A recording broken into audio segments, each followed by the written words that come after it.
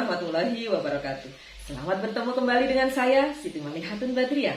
Salam sehat, bahagia, dan sukses selalu. Teman-teman para pemirsa yang berbahagia, pada kesempatan yang luar biasa ini, kita kembali bertemu. Kali ini kita akan membahas mengenai tanah yang belum bersertifikat menjadi objek hak tanggungan. Bisakah tanah yang belum bersertifikat menjadi objek hak tanggungan? Teman-teman yang berbahagia, kita ketahui bahwa hukum senantiasa berubah. Mengapa hukum senantiasa berubah? Karena hukum senantiasa hidup, tumbuh, dan berkembang seiring dengan perkembangan masyarakat. Sedangkan masyarakat selalu berkembang seiring dengan perkembangan zaman. Oleh karena itu, hukum pun senantiasa berkembang seiring dengan perkembangan masyarakat. Dalam kehidupan hukum, maka yang harus diperhatikan di sini harus ada keadilan, kemanfaatan, dan kepastian hukum. Ketiga hal ini harus senantiasa ada secara seimbang. Seharusnya ada secara seimbang. Namun demikian, ada kalanya ketiganya itu saling berbenturan. Mungkin ada benturan antara keadilan dengan kepastian hukum, antara keadilan dengan kemanfaatan, atau antara ketiganya. Nah, dalam hal terjadi demikian, maka yang harus diubah adalah hukumnya. Karena apa? Karena hukum itu untuk kepentingan manusia, bukan manusia untuk hukum. Nah, disitulah kenapa hukum senantiasa berkembang seiring dengan perkembangan masyarakat untuk memenuhi rasa keadilan masyarakat.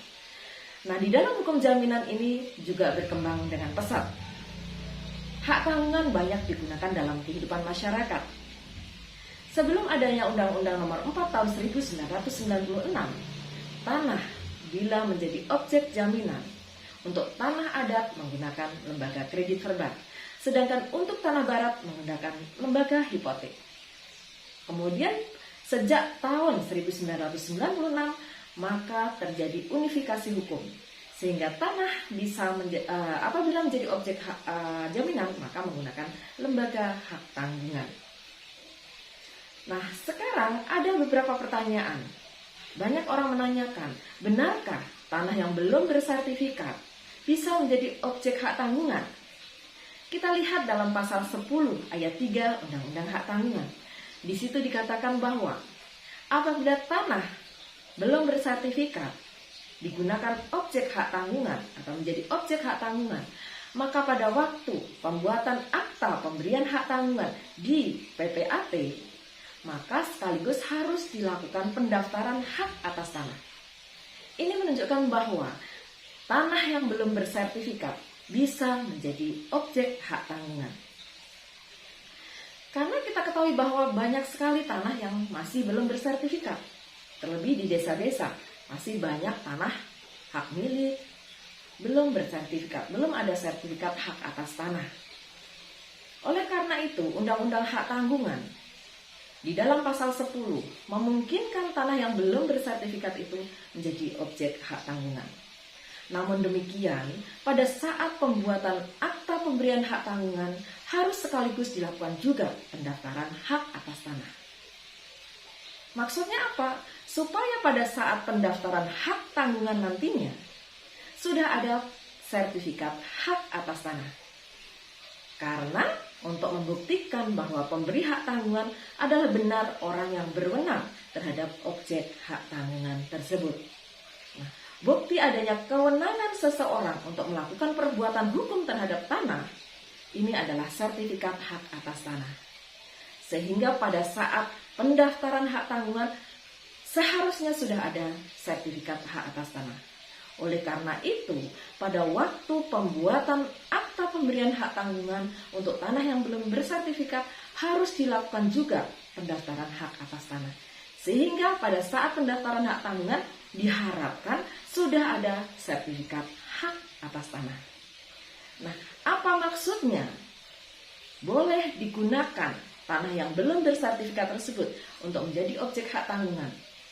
Yang pertama adalah supaya pemilik hak atas tanah yang belum bersertifikat bisa memperoleh dana untuk keperluannya sehari-hari, untuk keperluannya, untuk kebutuhannya, dengan jaminan tanah yang belum bersertifikat tersebut.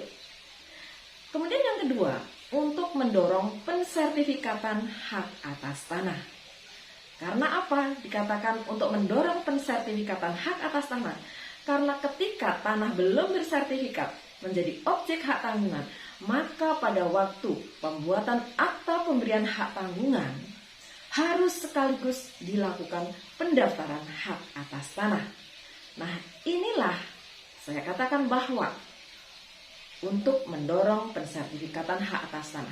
Karena secara otomatis ketika tanah belum bersertifikat digunakan objek hak tanggungan, maka pasti harus dilakukan pendaftaran hak atas tanah supaya memperoleh sertifikat hak atas tanah. Kemudian ada pertanyaan selanjutnya bahwa dalam pasal 15 ayat 4 bahwa SKMHT, surat kuasa membebankan hak tanggungan, itu untuk tanah yang belum bersertifikat. Jangka waktunya adalah 3 bulan. Jadi sebelum jangka waktu tersebut habis, harus sudah diikuti dengan pembuatan akta pemberian hak tanggungan. Kalau jangka waktu untuk tanah yang belum bersertifikat itu 3 bulan untuk SKMHT, mungkinkah tanah yang belum bersertifikat itu digunakan untuk objek hak tanggungan?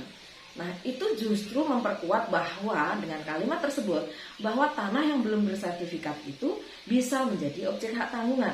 Sehingga dalam pasal 15 ayat 4 tersebut dikatakan bahwa kalau tanah belum bersertifikat, maka jangka waktu SKMHT adalah 3 bulan. Nah, ini memperkuat bahwa tanah belum bersertifikat itu bisa menjadi objek hak tanggungan. Nah, untuk SKMHT itu digunakan untuk apa sih sebenarnya?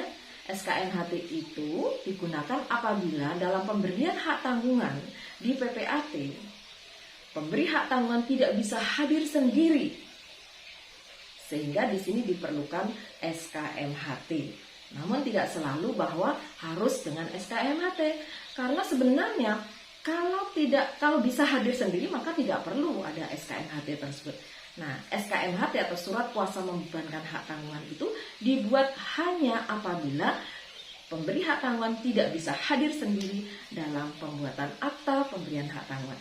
Nah, jangka waktu SKMHT itu terbatas, 1 bulan untuk tanah yang sudah bersertifikat dan 3 bulan untuk tanah yang belum bersertifikat. Nah, setelah itu harus segera diikuti dengan pembuatan akta pemberian hak tanggungan. Kalau jangka waktu itu habis dan tidak diikuti dengan pembuatan akta pemberian hak tanggungan, maka SKMHT ini batal demi hukum. Nah, jadi kedua pasal tersebut, pasal 10 ayat 3 Undang-Undang Hak Tanggungan dan juga pasal 15 ayat 4 Undang-Undang Hak Tanggungan itu menegaskan bahwa tanah yang belum bersertifikat prinsipnya bisa menjadi objek hak tanggungan. Demikian apa yang bisa saya sampaikan mengenai tanah yang belum bersertifikat menjadi objek hak tanggungan.